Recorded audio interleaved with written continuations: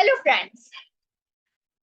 हम एक नया सीरीज शुरू करने जा रहे हैं स्टैटिस्टिक्स के बारे में, जिसमें हम स्टैटिस्टिक्स के इंट्रोडक्शन से लेकर एडवांस लेवल तक की बारे में समझेंगे। तो चलिए शुरुआत करते हैं हमारे फर्स्ट टॉपिक से, जो है इंट्रोडक्शन ऑफ स्टैटिस्टिक्स। आखिर स्टैटिस्टिक्स है क्या? स्टैटिस्टिक्स डेटा को कलेक्ट करके ऑर्गेनाइज करने और फिर एनालाइज करने की एक टेक्निक होती है, जिससे हम कोई डिसीजन ले सके। तो चलिए सबसे पहले हम देखते हैं कि स्टैटिस्टिक्स क्या है। स्टैटिस्टिक्स में हम डेटा कलेक्शन करते हैं, डेटा ऑर्गेनाइज करते हैं एंड फिर डेटा एनालाइज करके हम कोई डिसीजन देते हैं। डेटा कलेक्शन करने के लिए हमारे पास बहुत सारे मेथड्स होते हैं, जिनसे हम इंफॉर्मेशन निकाल सकते हैं। जस्ट लाइक सर्वे होते हैं एंड एक्सपेरिमेंट करके, और कुछ ऑब्जर्वेशनल डेटा कलेक्शंस भी होते हैं। जब हम डेटा ऑर्गेनाइजेशन की बात करते हैं, तो डेटा ऑर्गेनाइजेशन जो होता है वो बेसिकली अपने डेटा को एक स्ट्रक्चर फॉर्म में कैटेगराइज करना ही, जिससे उससे मीनिंगफुल कुछ निकल सके। मीनिंगफुल वे में अपने डेटा को कैटेगराइज करना और जिससे उसके एनालिसिस में हेल्प हो सके ही हमारा डेटा ऑर्गेनाइजेशन कहलाता है। डेटा एनालिसिस का मतलब होता है कि हम स्टैटिस्टिकल टेक्निक्स का यूज करके अपने डेटा में छिपे हुए मीनिंग को अनकवर कर सकते हैं, जिससे हमें डेटा पैटर्न का पता चलता है, ट्रेंड का पता चलता है। तो हम पहले देखते हैं कि टाइप ऑफ स्टैटिस्टिक्स, इसको हम टू कैटेगरीज में डिवाइड करते हैं: डिस्क्रिप्टिव स्टैटिस्टिक्स और इन्फ्रेंशियल स्टैटिस्टिक्स। डिस्क्रिप्टिव स्टैटिस्टिक्स को हम फर्दर डिवाइड करते हैं मेजर ऑफ सेंट्रल टेंडेंसी में एंड मेजर ऑफ वेरिएबिलिटी में। बेसिकली डिस्क्रिप्टिव स्टैटिस्टिक क्या होती है कि हमारी जो डेटा है उसकी पैटर्न कैसा है ये बताती है, और इन्फ्रेंशियल स्टैटिस्टिक्स जो होती है वो हमारे डेटा की इन्फ्रेंस बताती है। डिस्क्रिप्टिव स्टैटिस्टिक्स में हम मेजर ऑफ सेंट्रल टेंडेंसी और measure of variability find out करते हैं। मेजर ऑफ सेंट्रल टेंडेंसी जो होती है वो मीन, मीडियन, मोड, और मेजर ऑफ वेरिएबिलिटी जो होती है वो रेंज, वेरिएंस और डिस्पर्सन होती है। तो हम एक एक करके हम देखते हैं कि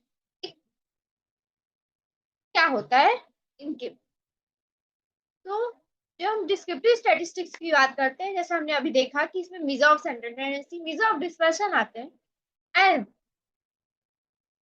ग्राफिकल रिप्रेजेंटेशन ऑफ डेटा भी हमारा डिस्क्रिप्टिव स्टैटिस्टिक्स के अंदर आता है।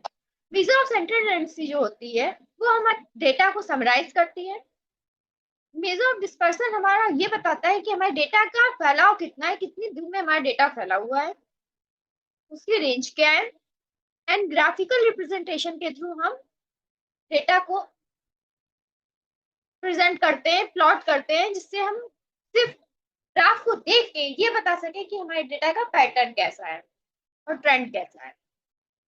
बात करें मेजर ऑफ सेंट्रल टेंडेंसी की, तो हम मीन, मीडियन और मोड निकालते हैं, यानी ये हमारे डेटा की सेंट्रल वैल्यू बताती है।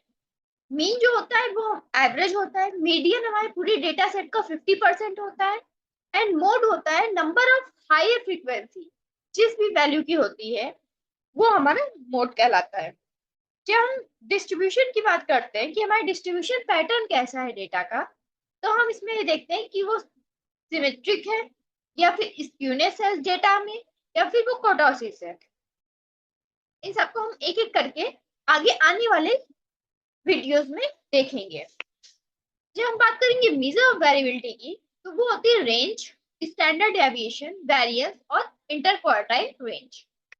रेंज मतलब हमारे डेटा की मिनिमम और मैक्सिमम वैल्यूज का डिफरेंस। स्टैंडर्ड डेविएशन बताता है कि हमारे डेटा जो है वो मीन वैल्यू से कितना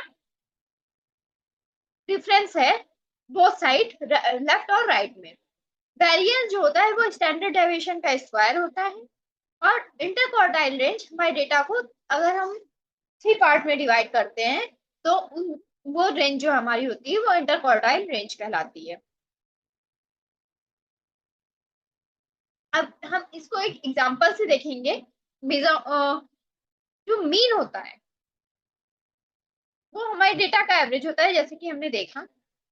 अब फॉर एग्जांपल हमारा एक डेटा सेट है 734176, ये हमारा डेटा है। हमने क्या किया, इस डेटा को समराइज किया। तो जब हम इसका मीन निकालेंगे तो मीन होता है कि total of observation divide by total number of observation. तो यहाँ पे हमने सम कर लिया, सम करके हमने टोटल 6 हमारे ऑब्जर्वेशन से इनसे डिवाइड किया, तो ये हमारी मीन आ गई। जब हम मोड की बात करते हैं, यहाँ पे हम इस डेटा सेट में देख रहे हैं 7 की फ्रीक्वेंसी 2 टाइम है, यानी 2 बार 7 आ रहा है, इसलिए। और बाकी सारी वैल्यूज एक एक बार रिपीट हो रही, एक एक बार आ रही है। तो हम ये देखेंगे कि हमारा मोड जो है वो 7 होगा। फॉर लेट्स सपोज अगर हमारे 7 के अलावा अगर हम देखते कि 3 की फ्रीक्वेंसी अगर 4 बार होती या 3 बार होती, तो हम यहाँ पे कहते हैं कि हमारा मोड जो है वो 3 है। बट अगर कभी कभी ऐसा भी होता है हमारे डेटा सेट में एक से ज्यादा मोड्स होते हैं, जैसे कि यहाँ पे हमने देखा कि 2 बार 7 आ रहा है। अब मान लीजिए 2 ही बार कोई और वैल्यू रिपीट होती, 3 4 1 या 6 में से कोई और वैल्यू 2 बार रिपीट होती, तो हमारे इस डेटा सेट का मीन सॉरी मोड 2 वैल्यूज होती, एक तो 7 हो जाती और दूसरा नंबर 2 बार आ रहा होता है, सपोज 3, तो वो 3 7 और 3 दोनों हमारा मोड कहलाता है। मीडियन जो होती है इसको निकालने के लिए क्या करते हैं, अपने डेटा को एक या तो असेंडिंग ऑर्डर में या डिसेंडिंग ऑर्डर में अरेंज करते हैं, एंड देन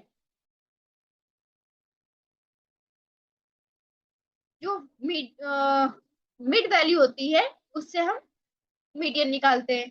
अब अगर हमारा डेटा सेट जो है वो ऑड नंबर्स में है, तो हमें एग्जैक्ट जो मिड वैल्यू होती है वो ऐसे ही पता चल जाती है, बट n/2 से, n+1/2 से।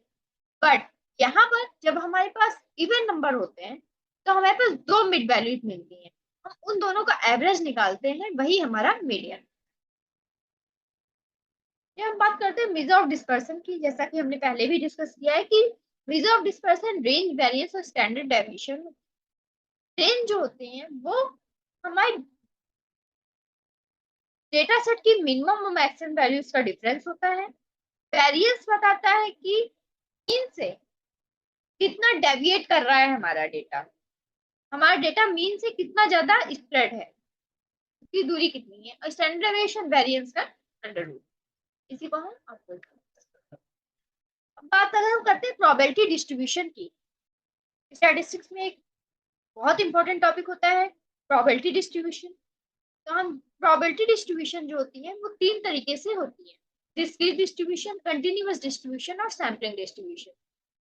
जब हमारे पास एक फाइनाइट सेट ऑफ वैल्यूज होते हैं और हम उनका डिस्ट्रीब्यूशन निकाल रहे होते हैं, तो हम कहेंगे कि ये डिस्क्रीट डिस्ट्रीब्यूशन।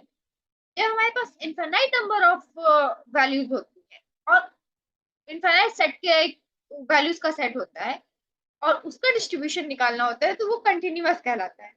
अब जैसे अगर हमारे पास कोई वैल्यू यस नो टाइप की या 1 2 3 हमारे पास एक फाइनाइट नंबर्स का सेट है, तो हम कहेंगे कि ये हमारी डिस्क्रीट वैल्यूज है। और डिस्क्रीट वैल्यूज का जो डिस्ट्रीब्यूशन होगा वो भी डिस्क्रीट डिस्ट्रीब्यूशन। अब इसी को अगर हम ये समझ तो देखते हैं कि अगर हमारे पास एक हाइट का सेट है, हाइट हम जो है डेसिमल्स में भी दे सकते हैं, मतलब ऐसी कोई भी वैल्यू, हाइट, डिस्टेंस एक्सेट्रा, जिनको हम डेसिमल्स में भी रिप्रेजेंट करते हैं, अगर हम उसका डिस्ट्रीब्यूशन देखते हैं तो वो हमारा कंटिन्यूअस डिस्ट्रीब्यूशन कहलाता है। अब प्रोबेबिलिटी डिस्ट्रीब्यूशन में जो एक सैंपल पूरे सेट का नाम लेकर एक सैंपल का जो है डिस्ट्रीब्यूशन निकालते हैं, तो हम कहेंगे कि ये हमारा सैंपलिंग डिस्ट्रीब्यूशन। सैंपल डिस्ट्रीब्यूशन से मतलब है कि लेट्स सपोज हमारे पास एक सेट है, उस सेट से हमने एक छोटा सा पार्ट निकाल लिया है, तो हम वो हमारा सैंपल होता है। अब उस सैंपल के बेस पे हम इन्फ्रेंस ड्रॉ करते हैं पूरे सेट का। तो यही हमारा सैम्पलिंग डिस्ट्रीब्यूशन कहलाता है। अब अगर हम बात करें सैम्पलिंग और इन्फ्रेंस की, तो सैम्पलिंग इसमें हम सबसे पहले क्या करते हैं, सैंपल का सिलेक्शन करते हैं कि हमें जिस पॉपुलेशन में स्टडी करनी है उसमें से उसका एक पार्ट हम जो है सैंपल की तरह लेते हैं, जिसकी हम स्टडी करके पूरे पॉपुलेशन के बारे में कुछ मीनिंगफुल पता कर सके। एस्टिमेशन वही तो क्या होता है, उस जो हमने सैंपल निकाला है उस सैंपल का एस्टिमेट करें, उसको इन्फ्रेंस निकाले और पॉपुलेशन पैरामीटर फाइंड आउट करें। हाइपोथेसिस टेस्टिंग क्या होती है कि हमारा जो प्री अजम्पशन होता है वो हमारी हाइपोथेसिस कहलाती है। कोई भी हम टेस्ट करने जाते हैं तो एक अजम्पशन लेकर जाते हैं कि ऐसा होगा या नहीं होगा। तो जो ऐसा कोई भी कंडीशन फुलफिल होती है वही हमारी हाइपोथेसिस कहलाती है, उसका लाइवलीहुड होता है ऑब्जर्वेशन का। अब जब हम हाइपोथेसिस टेस्टिंग की करने की टर्म की बात करें कि हम करते कैसे हैं, तो सबसे पहले हमें अपनी हाइपोथेसिस फॉर्मुलेट करनी पड़ेगी और एक नल हाइपोथेसिस सेट करनी पड़ेगी जिसकी हमें टेस्टिंग करनी है। फिर हम स्टैटिस्टिक कैलकुलेट करते हैं और फिर पी वैल्यू के बेस पे हम एक कंक्लूजन ड्रॉ करते हैं। इसको डिटेल में हम अपने आने वाले लेक्चर्स में देखेंगे। फिलहाल के लिए अभी हम देखते हैं कि स्टैटिस्टिक्स का एप्लीकेशन क्या क्या है।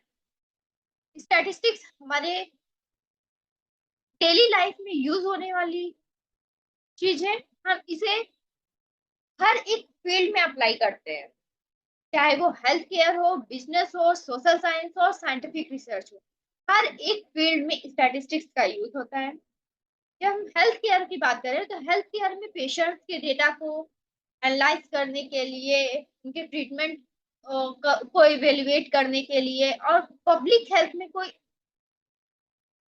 पॉलिसी बनाने के लिए स्टैटिस्टिक्स का यूज होता है।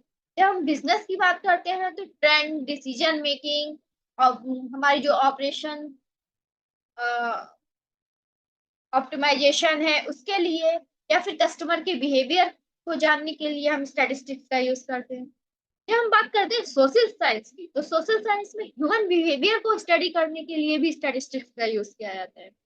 वहीं साइंटिफिक रिसर्च में एक्सपेरिमेंट डिजाइन के लिए, डेटा एनालाइज करने के लिए, कंक्लूजन ड्रॉ करने के लिए हम स्टैटिस्टिक्स का यूज करते हैं।